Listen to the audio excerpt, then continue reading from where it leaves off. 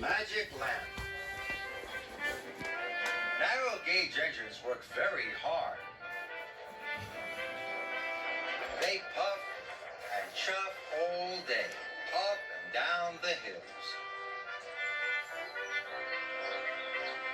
One day, the winding gear that carried coal cars up and down the incline broke. The engines had to work extra hard, pulling heavy coal cars up and down the long, steep track. Until at the end of the day, they could ease their aching axles. That evening, Thomas popped into the transfer yards. All the narrow gauge engines were there. Thomas was delivering steel winches and wires to repair the broken incline. Listen, Thomas, hooted Rusty. Scarloi's telling us a story from the hills.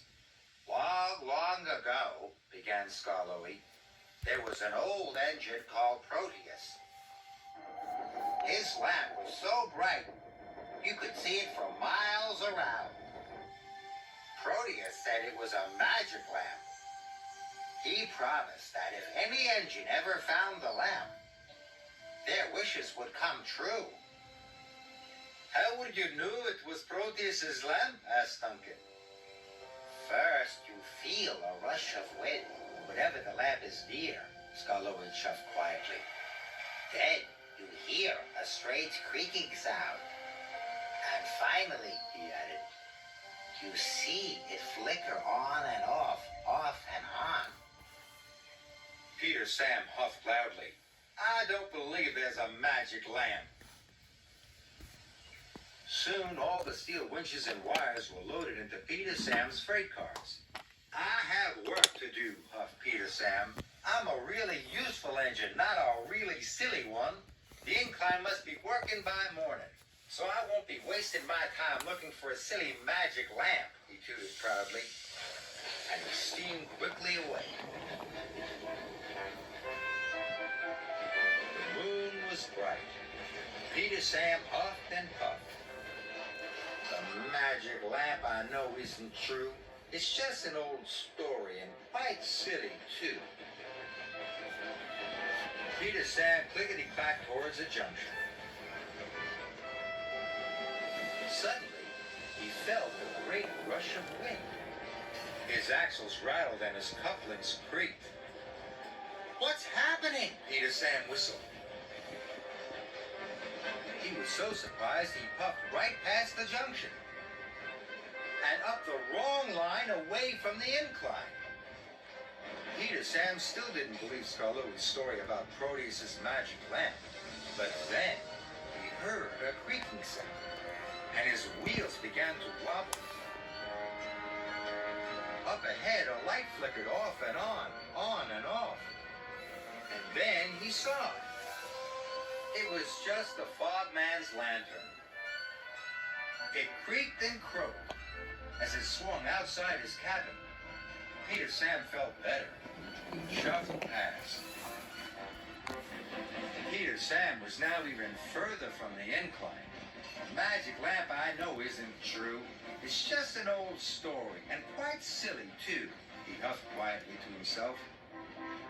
Then, suddenly, there was another rush of wind. Then, a creaking sound. And finally, a flickering light. On and off and on. The wind, the creaking sound, and the flickering light. Could it be Proteus's lamp, thought Peter Sam? Then he saw it. It wasn't Proteus's lamp. It was the light from a campfire at the children's campground. And it was the trees that were creaking in the wind. I knew that all along, sighed Peter Sam, but now he chuffed on even more slowly. Peter Sam was at the bottom of a steep hill, and now he was completely lost. He didn't know what to do. I wish I could find the incline, and I wish I could be safe at home in the sheds with the other engines. And I wish, Peter Sam puffed quietly, I wish I could find Proteus's lamp. Perhaps then my wishes would come true. Suddenly, he felt a rush of wind whip round of his wheels. Then he heard the strangest creaking and croaking sound.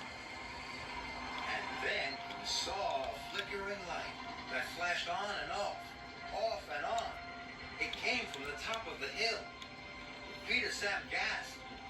It must be Proteus's magic lamp. He knew he had to go up the hill and find it. The wind whirred and stirred. The sound became a whooshing and a wheeshing, and the light flickered brighter and brighter. Peter Sam puffed to the top of the hill.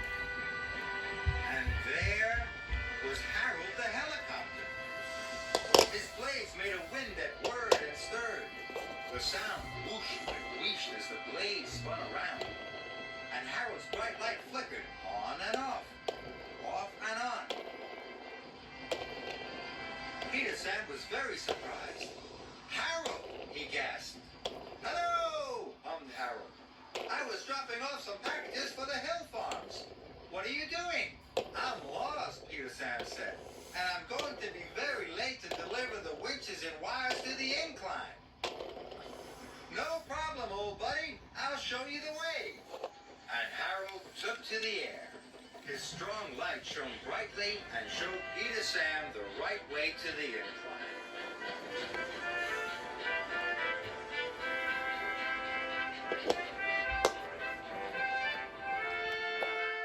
Later, on his way home, Peter Sam couldn't stop thinking about what had happened. "Maybe," Peter Sam finally, "you don't have to see the magic lamp for your wishes to come true. Maybe it's enough just to believe in it."